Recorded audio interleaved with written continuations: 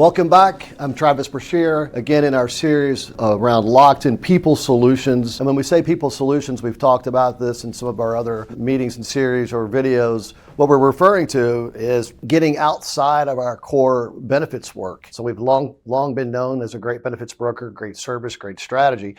And what we're finding is our clients need to expand that and think more broadly about HR. And so we're thrilled today to be here with Rebecca Krauland. Rebecca, you've got a great, we'll call it a boomerang story with Lockton. And so tell us a little bit about your role and your story with Lockton. Absolutely. So I'm a leader within our employee engagement practice, specifically over HR solutions, and happy to be back at Lockton for about 2 years now. So when I was originally at Lockton, came onto the compensation consulting practice and really was able to utilize my skills in the comp space, but wanted to get back into more traditional, holistic HR. So after talking with my leaders and going back to the employer side of the house for a bit, a role opened up, and I think that's just an amazing attribute of Lockton to be able to utilize those unique talent strategies to engage their alumni network, to really be able to find the roles that fit the people who want to do them. But my background specifically, my experience is in seat doing the job. So performance, compensation, the entire spectrum of HR. My education, I have an IO psychology background, so bring that to the table from org design, performance management, really kind of how organizations operate. So love to be able to bring my talents and my skills to Lockton and to our clients and really be able to help in those holistic HR deliverables. Awesome. Well, there's several buzzwords in HR these days, right? And I guess one of the big ones, especially coming out of COVID, is culture.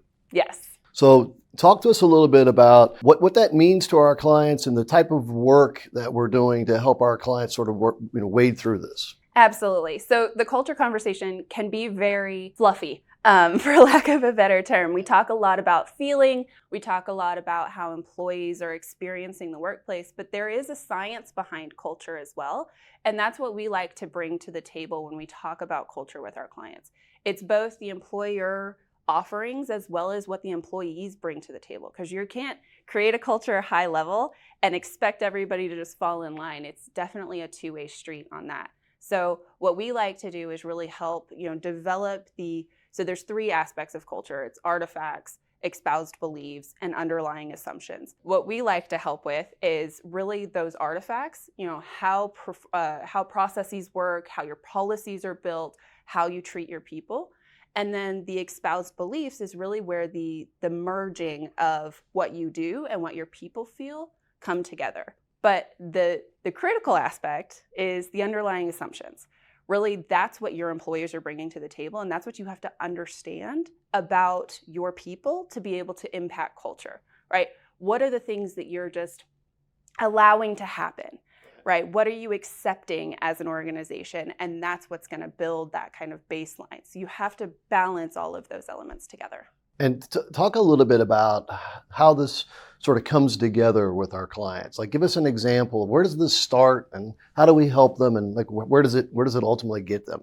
Absolutely. So we can start in any number of places. So a lot of the times what we like to do is we like to start with data. So Raji Kumar, who leads our employee engagement and analytics, yes, she does this amazing thing with sentiment analysis to understand the true voice of the employee, to be able to bring that to the table. So we start from a baseline of what are your people saying, whether it be sentiment, whether it be surveys, whether it be your stay interviews, your exit interviews, whatever data that you have coming from your people, understand it first. And then once you understand what they need, then we can develop customized solutions that help employers fit the needs of those people, whether it be redesigning the policies, how you communicate about your policies, if it's benefits related, what types of benefits really make sense for the population that you have and what they're asking for. Gotcha. And so at the end of this, like, when you sort of, I know it's probably not a start and an end, but give us some examples of maybe, how a client has changed, or the output that they've seen down the road. How are we helping clients? What is the ultimate end game? Absolutely. So like you mentioned, there's not really an end date, right? It is an ongoing conversation. It is an ongoing engagement on a regular basis. But where we come in is helping to provide that context and the framework of how to measure it going forward. You can make these grand programs and put all these cool benefits in place, but if you don't measure the utilization, if you don't measure how your people are feeling with engagement surveys year over year, pulse survey, whatever, right? If you're not measuring, you don't know how you're impacting. And so the ongoing piece of it is understanding the trend that you see once you've put those artifacts and those espoused beliefs into practice. Gotcha. Well, there's a lot of talk about DEI, but let's take this conversation and just move it over to at least the I part, right? Talk a lot about the work that we're doing around just inclusivity. Is that the right word for it? It is. Yeah. So DEI being diversity, equity, inclusion, and sometimes there's a B with belonging, but it just depends on what your organization's comfortable with or what our clients' organizations are comfortable with. Really when we're hearing about DEI in the news right now, there's a lot of interesting developments that are happening about the amount of oversight that companies have in developing diversity within their organizations, right? We have talked about affirmative action and having those quotas, but I think we need to really take that step back for a second and, like you said, focus on the I, right? If we build our inclusive practices, if we build these systemic structures that help make sure that everybody feels included, the diversity, the equity, the belonging come from that. Okay. So how do you act in an inclusive manner to drive some of those other elements? So talk a little bit about understanding when you say being more inclusive. How do you know what you're looking at in terms of the experiences of your employees or their background? Like, how do we help clients, figure out just what the starting point, right? Yeah, is it absolutely. Demographics? Is it, what other tools do we bring to the table, or how do we help them with that? All sorts. So, anywhere within the DEI conversation is a good place to start, right? So if you're just at the beginning and you're like, I have no idea where to begin, we start from your demographic pool. We start by the surveys I mentioned, any number of ways to understand your population. Demographics are a really good way to do that, especially since you already collect them within most HRIS platforms. Easy to get to, hopefully. But really understanding where you are is the first step. And then, the tools that we have in place, whether you're at the beginning of your journey, you're in the middle of it, you're like, I don't know where to go next. We also have some tools that we've developed internally that help assess from, where you are from a compliance standpoint, where you are from your talent practices, where you are from inclusive benefits, and really understanding where the organization is in their DEI journey and how they can develop further. Yeah, I don't want to put you on the spot, but can you talk about, without using names, like a client that did something different because we helped them, make them aware of one of the challenges in this space? Absolutely. So we have the scorecard I mentioned. We've gone through it a couple of times now, and there was one client who, the conversation started from the benefits side of the house, and we were like, hey, you really do need to have holistic HR programming for, to really impact this, right?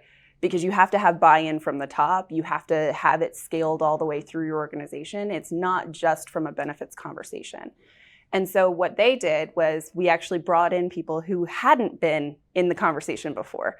And we're really connecting the dots between departments within the HR group to understand where they could make a difference. So, when we were talking about their talent policies, their benefits department wasn't aware of some of the things that they were doing on the talent side. They're not talking to each other. They're not talking to each other. Right. And then the same, vice versa, the benefits team is doing some really awesome stuff to be able to provide these inclusive benefits, and they weren't necessarily being shared out from a recruiting standpoint. Yeah. So, a lot of the time it's just, let's talk to each other about all the cool things we're doing. But there are also really cool initiatives that we can help put into place, like caregiving programs and taking care of our folks at all aspects of their career, to be able to support them financially, to be able to support them mentally, the whole spectrum, right? Well, I can tell you have a great enthusiasm for this topic. So I do, yes. hopefully we'll get more interest here from our HR community around this. Well, let's shift gears just a little bit. You wear a lot of hats. I do. And one of the challenges that I see is in the sort of HR technology space. Yes. And I don't even know where to begin. There's so many challenges, right? Some of our clients have too many tools, and some of them overlap, and and employees are seeing 3 and 4 different places to go for things. Talk about what you're seeing in the HR technology space, and then how are we helping clients with that? Yeah, absolutely. So, like you said, there's way too many things out there. Yeah. I think there's a there is a unique technology offering for every single aspect of the employee life cycle. Yeah. I think where we get kind of caught up sometimes is, we have these massive HRCM platforms that house all of our data, does all the basics, HR management, payroll, timekeeping, benefits administration sometimes. But then you have these add-ons, these bolt-ons. How do you connect them all? And how do you get your data out to really be able to make informed decisions? So it's really about the employee experience conversation, as well as truly being able to be a strategic driver of the organization. Right. So, there's tons of different platforms that do different things. And it just depends on what organizations are really needing to do to find the right solution. We were having a conversation, a couple of days ago about, the talent landscape and talent marketplaces that are becoming kind of top of mind with the skills conversation that's happening, knowing that we need to invest in learning and development to really find the right talent and get them doing the right jobs. Right? These talent marketplaces are expansive. Helps from a recruiting standpoint, from internal mobility, identifying talent that you didn't know you had because people just didn't share that they had the skills before. Right. All the way through developing individualized development plans to help people grow into the jobs that they want to do. So, and there are so many different levers to pull to be able to support people better. And amazingly, Lockton has the talent, all across that spectrum, right? I mean, we have people that have done this in the past within your practice. Can you talk a little bit about that? I mean, I've had a great friend who has a smaller but growing business who's outgrown his PEO. Yep. We've sort of helped them move from that and set up, a new payroll system, a new Ben admin system. And then we've also got some really large clients where we're doing, to your point, sort of broader HR technology RFPs, for lack of a better term. So when I talk about sort of expanding, what people think about Lockton and outside of just the benefits space, this is a big deal. Can you talk a little bit about just the talent internally and the breadth of what we're doing? Absolutely. I love talking about my people and their talent.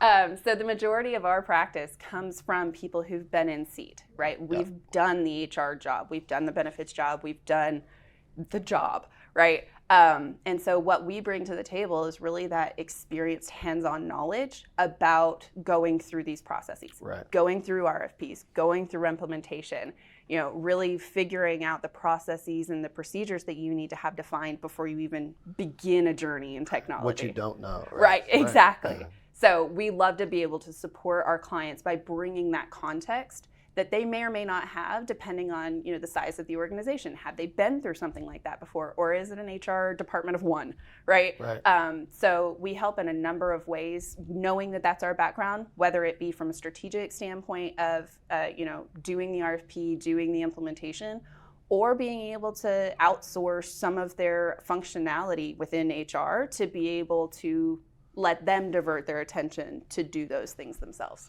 Yeah, I mean, it reminds me a little bit of sort of where we have been in like the wellness space. There's so many vendors that it's almost impossible for our clients to keep up with all of that. And in this space, it's sort of become the same, right? There's so many new players, which is a good thing for us in terms of choice.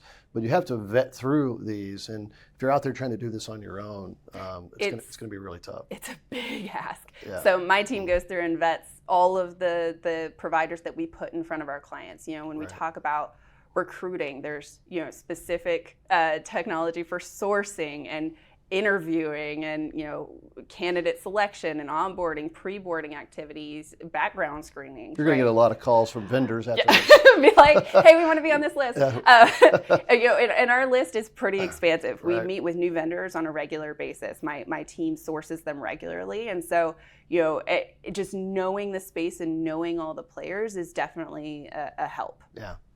Well, so this has been fascinating for me anyway. I love this stuff as well. What have we missed? Like, what's left on your list? If you could talk about one other thing, in your world, like what's the hot topic? Yeah, I think there's a big driver of understanding the HR department of the future. Okay. Right? There's, the pandemic kind of shifted the way that we work and the way that we support people. Yeah. We're still having the return to office conversation. We're talking about skills. We're talking about AI. There's so many different things that are impacting HR departments that we haven't necessarily had to deal with before. Okay. And so, what we're seeing from from our clients is really, am I structured appropriately? Do I have the right people, the right talent to be able to support our people? And then from a process perspective, do I have the right processes in place? Do I have the right policies in place? Am I keeping up with the ever-changing legislation of HR? Right. And so, it's a lot about really redefining HR and our service delivery to be able to support people better. Okay. And is there a target audience for this? This sounds like it's almost universal. Is there a certain size, or are there industries that you're seeing that are more challenged, or is this sort of just a general HR problem? It is a general HR problem. So everybody's dealing with it in their own ways, Yeah. right? Like, a healthcare client is going to be different than an oil and gas client from how they approach their people, Right. but they're all facing very similar things. It's just which levers are we pulling to be able to impact their policies and their procedures. Great. Rebecca, one of the things that we see, especially in Houston and the oil and gas industry and energy industry in particular, is turnover, particularly out in the field. A lot of clients, struggling with this in particular. And so it sounds like we have some tools and things that we've done, and even some stories to share about how we've helped some of those companies identify the issue and start to do some things to fix it. So you want to give us some examples or talk us through that? Yeah, absolutely. So one specific client that we helped with the turnover conversation explicitly, we used a combination of our data analytics tools as well as our knowledge around HR to help them identify the trends within their industry and then the trends within their own data, whether it be from their turnover reports, from their onboarding surveys, but specifically using sentiment analysis on their exit interviews to be able to identify where they can make changes within their organization, within their structure, within the policies that they put into place, to be able to solve some of the problems that their people were telling them they have. Yeah, and sentiment analysis is something that we touch on as part of the series and dive deep into it. But in a few seconds, give us a little more about what does that mean? What are we doing when we say a sentiment analysis? Really, essentially what it is, it's identifying the sentiment, the feeling behind certain ways that we share data. So whether that, you go online, you leave a review for your favorite restaurant, you're like, Okay. The food was amazing. The natural language processing is able to identify that trend as being a positive sentiment and related to the food, right? So we are able to do that same thing when it comes to exit interviews. So what people are saying about your company, basically. Exactly. Okay, I got you. So if you think you have people that are leaving because of their leaders, or if it's because they love their benefits but they don't, the time off is not right. Whatever the case may be, but we're able to kind of suss that out in a way that someone just reading an exit interview summary, the paragraph that you get, might not be able to pick up on. Okay, so I think I interrupted you in the middle of talking about a specific client's issue and how we help them. Can you pick back up on that story? Absolutely. So we looked at all their data. We looked at the trends within the industry. We looked at, in combination with their team to make sure that we were on track and putting the right kind of solutions in place for them, but identified a roadmap of things that they could do over the next couple of years to really be able to impact that population, but also those key immediate things they needed to fix right then. Okay. Well, to me, it always comes back to they have $1 to spend. Yes. And if they've got a problem, there's always money in the healthcare industry and in your health plan. And so I'm always talking about doing things more progressively on the health plan to help find money to do other things to solve some of these other no pun intended, downstream problems that they have in oil and gas. Yeah. Love it. Yeah, great. Well, thanks. It's very helpful. And if you're Absolutely. interested in more and you're suffering from some of these turnover issues, particularly in the oil and gas industry, give Rebecca a call. Yes. Thanks. Well, I can't thank you enough for the time. This is perfect. This is exactly the type of conversation that I want to pull out of this people solutions, moving away from just core benefits and helping clients think more broadly. And you are definitely the tip of the spear when it comes to that. So thanks for spending time with us today. Absolutely. Have a great team behind me that helps make it all happen. Great. Awesome to hear. Thanks, Rebecca. Thank you.